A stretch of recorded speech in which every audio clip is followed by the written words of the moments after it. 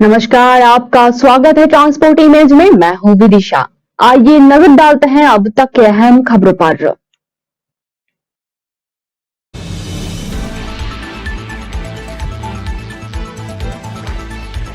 अब सुलझ जाएगी अंजलि की मौत की पहेली। कांझावाला कांड के आरोपियों का हो सकता है live detector test.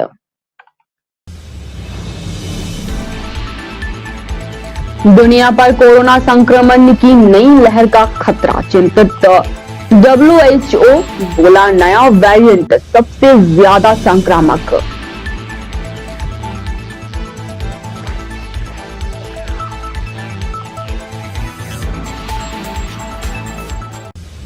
Air India की फ्लाइट में महिला पर पेशाब करने वाले यात्री की हुई पहचान, हो सकती है गिरफ्तारी।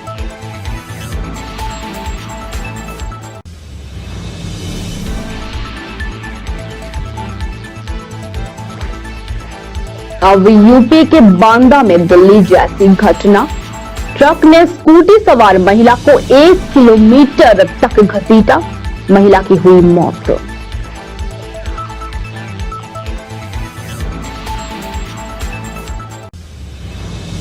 नैनीताल देहरादून से भी ठंडी दिल्ली, मौसम विभाग ने जारी किया 2 दिन का ऑरेंज अलर्ट।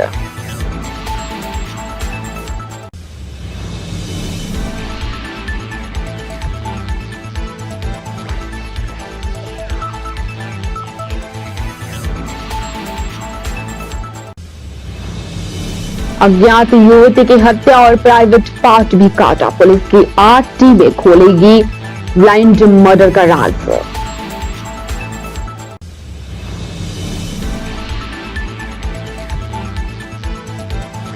आइए जानते हैं खबरें विस्तार से।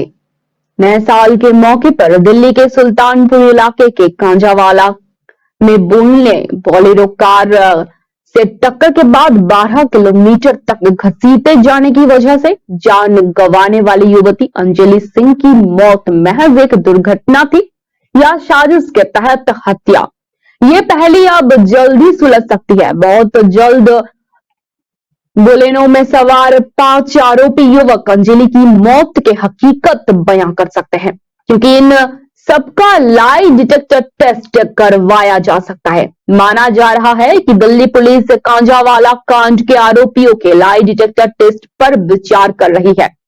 बता दें कि अंजलि की स्कूटी को नववर्ष वाली रात को कार ने टक्कर मार दी थी और दुर्घटना के बाद वो कार में फंसकर 12 किलोमीटर तक घसीटती गई थी। उसका शव बाहरी दिल्ली के कांझावाला में मिला था। कांझावाला मामले में दिल्ली पुलिस बृहस्पतिवार को 5 आरोपी के रिमांड को बढ़ाने की मांग के लिए रोहिणी कोर्ट में पेश करेगी और इस दौरान पुलिस कोर्ट को से लाई डिटेक्टर टेस्ट की इजाजत भी मांग सकती है। आरोपियों को अदालत में पेश करते समय पुलिस अदालत को सूचित कर सकती है कि वे 5 आरोपियों पर झूठ डिटेक्टर परीक्षण करना चाहते हैं। इससे पुलिस को घटनाओं के क्रम को जानने में मदद मिलेगी कि कैसे ये दर्दनाक घटना हुई। पता चला है कि पुलिस जानना चाहती है कि क्या 5 लोग झूठ बोल रहे हैं कि उनका अंजलि को जानबूझकर मारने का कोई इरादा तो नहीं था।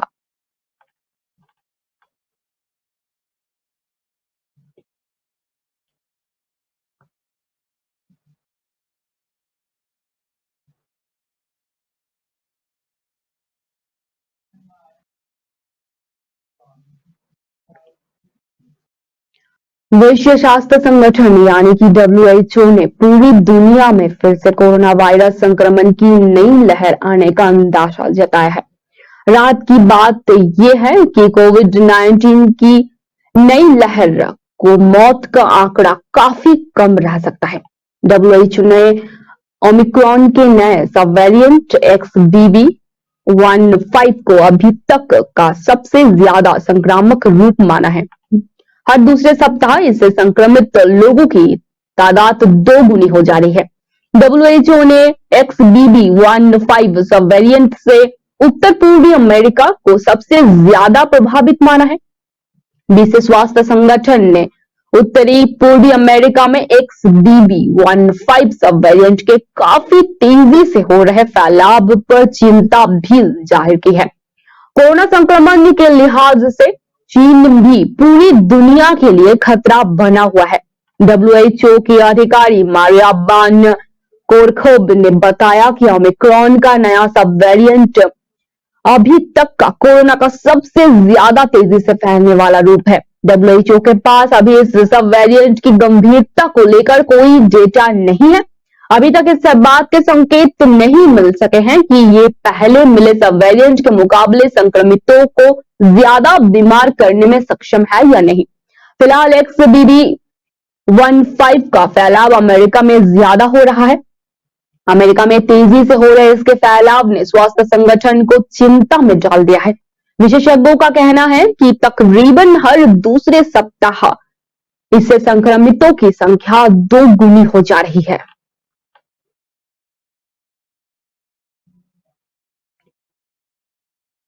दिल्ली पुलिस ने एयर इंडिया की फ्लाइट में कथित तौर पर अश्लीलता का शिकार हुए 70 वर्षीय यात्री को राहत देते हुए बुधवार को आरोपी के खिलाफ प्राथमिकी दर्ज कर ली है। आरोपी का पहचान मुंबई निवासी व्यवसायी शेखर मिश्रा के रूप में हुई है, जिसकी उम्र 45 से 50 के बीच बताई जा रही है। शेखर मिश्रा 26 नवंबर 2022 को न्यूयॉर्क से दिल्ली जाने वाला एयर इंडिया की एक उड़ान में अपने कपड़े उतारने और सहयात्री पर पेशाब करने का आरोपी बताए जा रहे हैं। पुलिस ने आरोपी के खिलाफ प्राथमिकी पीड़ित महिला की उस शिकायत के आधार पर दर्ज की है जो उसने पहले एयरलाइन को सौंपी थी। हालांकि एयरलाइन द्वारा पुलिस को 28 दिसंबर को इस घटना के बारे में सूचित किया गया था, जिसके बाद उन्होंने मामले में और जानकारी हासिल करने के लिए पीड़िता से संपर्क किया।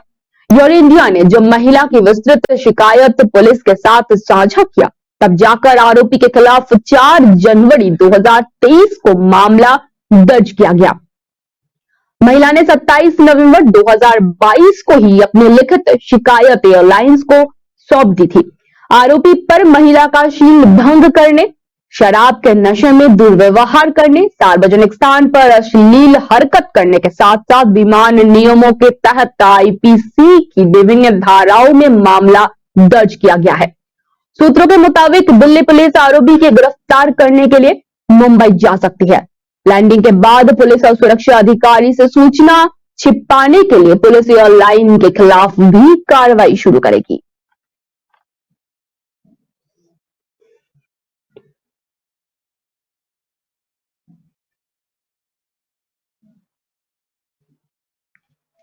यूपी के बांदा जनपद में भी दिल्ली के कांझावाला जैसी घटना देखने को मिली है। यहाँ एक तेज रफ्तार ट्रक ने स्कूटी सवार महिला को सामने से जोरदार टक्कर मार दी। टक्कर के बाद ट्रक स्कूटी सवार महिला को घसीटते हुए लगभग 1 किलोमीटर दूरी तक ले गया, जिसके वजह से स्कूटी में आग तक लग गई और देखते ही देखते ट्रक भी धू-धू कर जलने लगा। मौके पर पहुंची फायर ब्रिगेड ने कड़ी मशक्कत के बाद आग पर काबू पा लिया। इस हादसे में स्कूटी सहित महिला जलकर राख हो गई। महिला की पहचान पुष्पा सिंह के रूप में हुई है, जो एक यूनिवर्सिटी में क्लर्क के पद पर तैनात थी। बता दें कि पूरा मामला बांदा जनपद के शहर कोतवाली क्षेत्र के मवई का है। यहाँ पर एक तेज रफ्तार ट्रक ने स्कूटी सवार कृषि विश्वविद्यालय की कर्मचारी पुष्पा सिंह को सामने से जोरदार टक्कर मार दी। टक्कर के बाद स्कूटी सवार महिला ट्रक के नीचे जा घुसी। टक्कर के बावजूद ड्राइवर ने ट्रक नहीं रोका और भागने लगा, जिसकी वजह से स्कूटी में आग लग गई और ट्रक भी जलने लगा। इस हादसे में ट्रक के नीचे फंसी पुष्पा की जलकर मौत हो गई। जानकारी के बाद मौके पर पहुंची फायर ब्रिगेड ने कड़ी मशक्कत के बाद आग पर काबू पाया।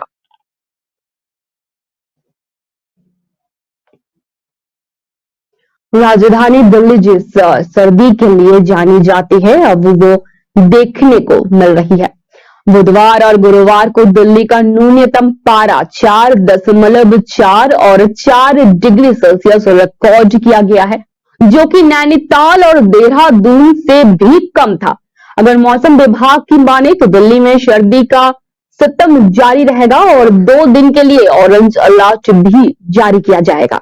मौसम विभाग के मुताबिक पहाड़ों पर ही रही बर्फबारी और मैदानी इलाके में आ रही सर्द हवाओं की वजह से दिल्ली के तापमान में काफी गिरावट देखने को मिल रही है।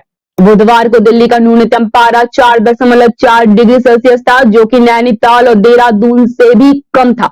नैनीताल का न्यूनतम पारा 6 डिग्री रहा, जबकि देहरादून का तापमान 4.5 डिग्री रहा। इस तरह गुरुवार की सुबह भी दिल्ली का न्यूनतम तापमान 4 डिग्री रिकॉर्ड किया गया। मौसम विभाग का पूर्वानुमान है कि अगले 2 दिन तक मौसम ऐसा ही बना रहेगा और दिल्ली कोहरे और शीतलहर की चपेट में रहेगी। मौसम विभाग के मुताबिक दिल्ली एनसीआर में आने वाले 2 दिनों तक भीषण शीतलहर चलेगी। इसी का पूर्वानुमान जताया गया है। इंदिरा गांधी अंतर्राष्ट्रीय हवाई अड्डे के पास पालम ने बुधवार को सुबह 5:30 बजे विजिबिलिटी 200 मीटर दर्ज की गई।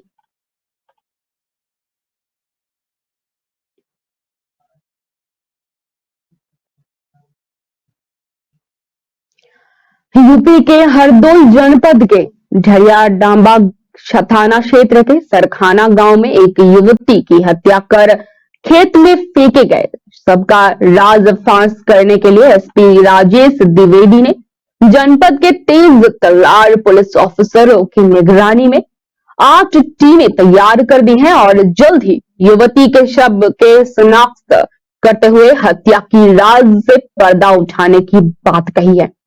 बताते चले कि बीते 30 दिसंबर को चरियावा थाना क्षेत्र के सरखाना मुरादपुर गांव में गन्ने के खेत में अर्धनग्न अवस्था में एक युवती का शव बरामद किया गया था, जिसकी अभी तक शिनाख्त नहीं हो सकी है। वहीं शव पर मिलने के बाद से क्षेत्र में हड़कंप सा मचा हुआ है। गन्ने के खेत में मिला शव कहां से आया और किसका है, ये अभी तक पता नहीं चल सका है। हालांकि पुलिस ने मंगलवार को ही 72 घंटे बाद युवती के शव का पोस्टमार्टम करवाया। पोस्टमार्टम रिपोर्ट में युवती को गला घोंटकर हत्या किए जाने की तस्दीक की गई है। साथ ही उसका प्राइवेट पार्ट पूरी तरह से गायब था, जिससे दुष्कर्म करने की बात का अभी तक खुलासा नहीं हो सका।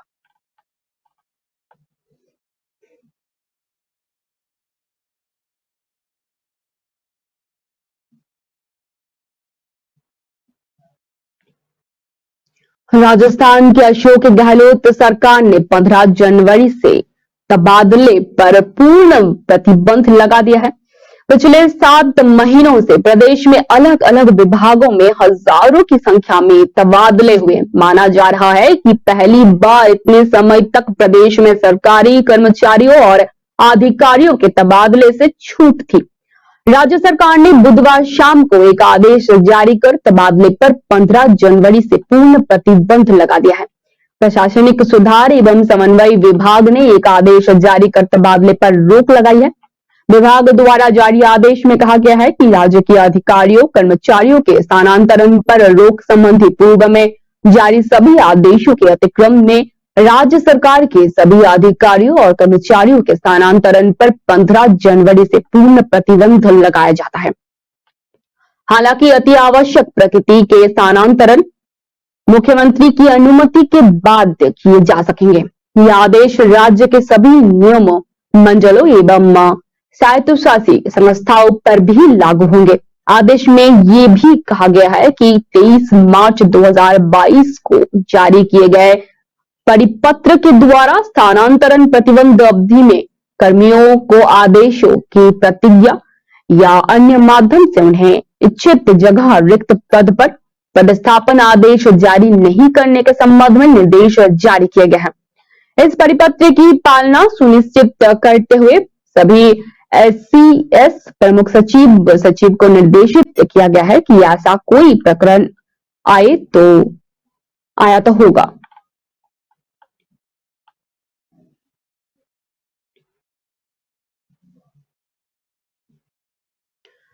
रामनगरी अयोध्या में भगवान रामलला का बहुप्रतीक्षित मंदिर बन रहा है। मंदिर में भगवान रामलला की स्थायी मूर्ति लगाई जानी है।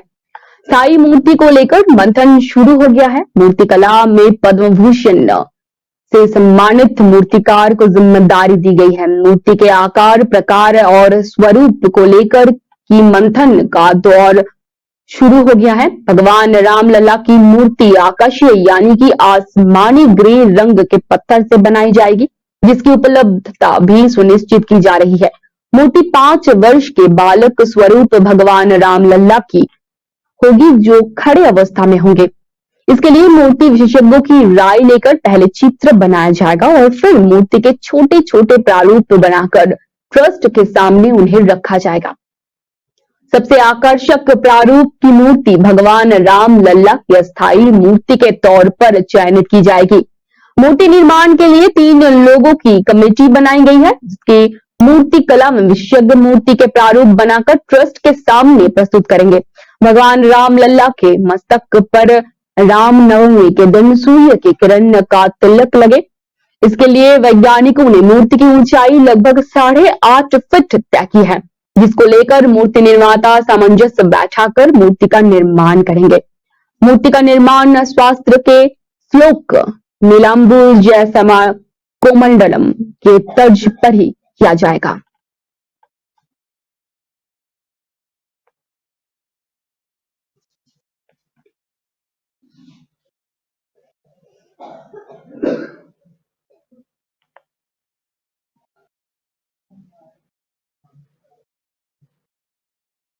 राजस्थान के सिरोही जिले में माउंट आबू हिल स्टेशन ठंड से कांप रहा है। गुरुवार यहां ठंड ने बीते 12 साल का रिकॉर्ड तोड़ दिया है। माउंट आबू में -6 डिग्री न्यूनतम तापमान दर्ज किया गया है। इससे पूरा शहर बर्फ की सफेद चादर से ढक गया है। चाहे खाली पड़े मैदान हो या गाड़ियों के शीशे, सभी पर बर्फ की मोटी परत जम गई है। माउंट आबू में कड़ाके की ठंड के बाद अब हाथ पैरों को शून्य कर देने वाली ठंड देखने को मिल रही है। गुरुवार को यहां घास के सारे मैदानों पर बर्फ की चादर फैली हुई नजर आई। पक्षियों के पीने के लिए रखा हुआ पानी तक जम गया। इसके अलावा गाड़ियों के शीशे पर बर्फ की मोटी मोटी परत जम गई। हिल स्टेशन माउंट आबू पर इतनी ठंड 12 साल पहले पड़ी थी और अब फिर गुरुवार यहां ठंड ने फिर से वही पुराना मौसम लोगों को याद दिला दिया। गुरुवार का तापमान -6 डिग्री सेल्सियस दर्ज किया गया है। इस भीषण ठंड से बचने के लिए लोग अलाव और रजाई का सहारा ले रहे हैं। राजस्थान के माउंट आबू हिल स्टेशन पर कई सैलानी घूमने के लिए दूर दराज इलाकों से आते हैं। माउंट आबू के अलावा राजस्थान के कई इलाके शीतलहर की चपेट में हैं। इसकी वजह से लगातार मौसम सर्द बना हुआ है।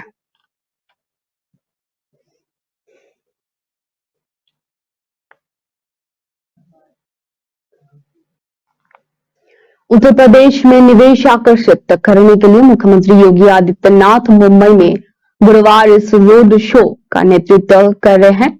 उनकी कैबिनेट के अन्य मंत्री और शीर्ष अधिकारी देश के 9 बड़े महानगरों में से ऐसे रोड शो निकाले हैं और रोड शो के पहले मुख्यमंत्री योगी ने ताज होटल में बेकर्स और बड़े उद्योगपतियों से मुलाकात की। सीएम योगी ने जिन बड़े बिजनेसमैन से मीटिंग की, उनमें आदित्य बिरला ग्रुप के चेयरमैन कुमार मंगलम बिरला, पीरामल एंटरप्राइज की लिमिटेड के chairman Ajay Piramal, JSW group के एमडी सज्जन जिंदल, टैरेट पवार के एमडी जिनल मेहता और हीरा नंदानी ग्रुप के सीईओ दर्शन हीरा नंदानी भी शामिल रहे। मुख्यमंत्री ने उपरोक्त उद्योगपतियों को फरवरी में लखनऊ में होने जा रहे ग्लोबल इन्वेस्टर समिट में आमंत्रित भी किया। उन्होंने उद्योग जगत को उत्तर प्रदेश में निवेश की अपार संभावनाओं और अवसरों के बारे में अवगत करवाया। रोड शो के बाद सीएम टाटा सॉन्स के chairman N Chandrasekaran Pal Agro के चेयरमैन प्रकाश चौहान एवं MD Shana Chauhan, Adani Ports and SEZ Limited के CEO Karan Adani, Reliance Industrial Limited के चेयरमैन मुकेश अंबानी और गोदरेज इंडस्ट्रीज के एग्जीक्यूटिव चेयरमैन फिरोजा गोदरेज के साथ मुलाकात किए और उन्हें ग्लोबल इन्वेस्टर समिट में शामिल होने के लिए आमंत्रित किए।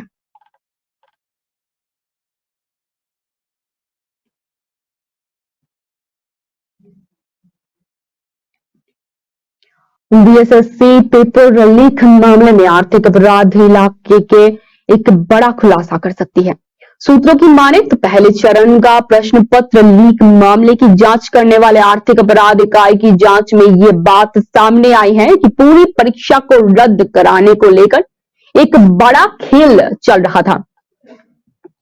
इस मामले में आर्थिक अपराध इकाई एक नया केस दर्ज करने की तैयारी कर रही है। इस मामले में आर्थिक अपराध इकाई की टीम ने झारखंड से एक अभ्यर्थी को गिरफ्तार कर लिया है, साथ ही कई और लोगों पर शिकंजा कसने की तैयारी कर रही है। आर्थिक अपराध इकाई की टीम लगातार इस मामले में छापेमारी कर रही है। सबसे दिलचस्प बात तो यह है कि 23 दिसंबर को बिहार कर्मचारी चयन आयोग द्वारा आयोजित स्नातक स्तरीय संयुक्त प्रारंभिक परीक्षा 2022 के प्रथम चरण का प्रश्न पत्र लीक होने के मामले में आर्थिक अपराध इकाई के मुकदमा दर्ज कर मामले की जांच शुरू की थी। ये जांच जब आगे बढ़ी तो पता चला कि तीसरे चरण का प्रश्न पत्र लीक होने की बात कही जा रही है। जब इसकी जांच आर्थिक अपराध इकाई की टीम ने शुरू की तब चौंकाने वाले मामले सामने आए। दरअसल तीसरे चरण की परीक्षा 24 दिसंबर को हुई थी। सूत्रों ने इस बात की जानकारी दी है कि दानापुर के बीएस कॉलेज में परीक्षा दे रहे व्यक्ति के ने परीक्षा समाप्त होने के बाद मोबाइल फोन से प्रश्न पत्र का फोटो खींचकर अपने दोस्तों को भेजा था।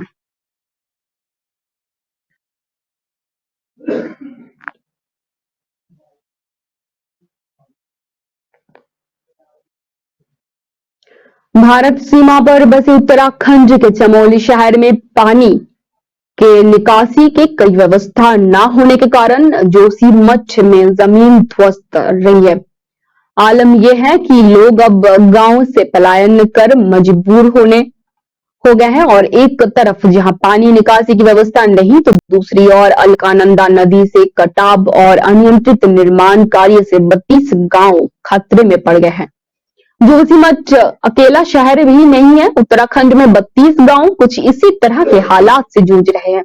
चमोली में अभी तक 584 मकान होटल जिसकी जद में आ चुके हैं। रंजीत सिन्हा सचिव आपदा प्रबंधन का कहना है कि जोशीमठ की स्थिति चिंताजनक है। जोशीमठ का निरीक्षण करने लौटी एक टेक्निकल टीम ने कई सुझाव भी दिए हैं, उन पर तत्काल अमल करने की आवश्यकता है। टेक्निकल टीम ने भूध्वस्त का सबसे बड़ा कारण जोशीमठ में पानी की निकासी की कोई व्यवस्था न होने को माना है, इसलिए सबसे पहले इसका प्रबंधन करना होगा। इसके अलावा अलकनंदा नदी के कारण हो रहे कटान भी भूध्वस्त का एक बड़ा कारण बताया जा रहा है।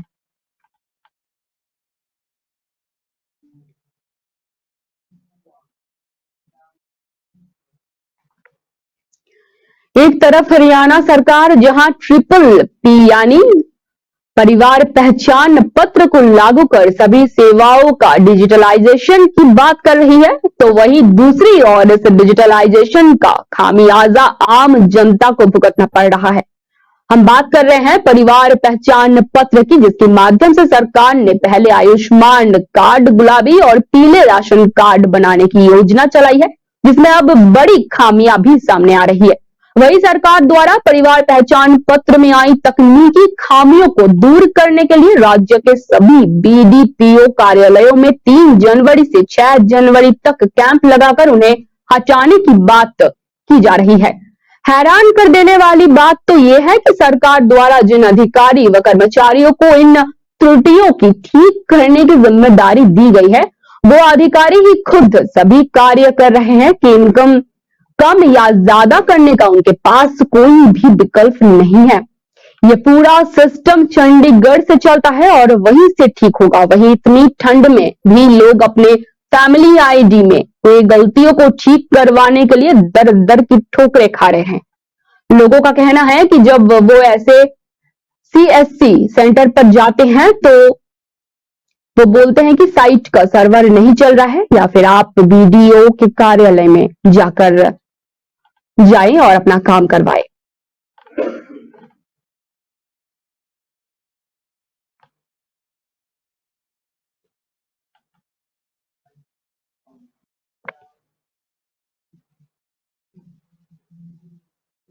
अब तक के लिए इतना ही। धन्यवाद।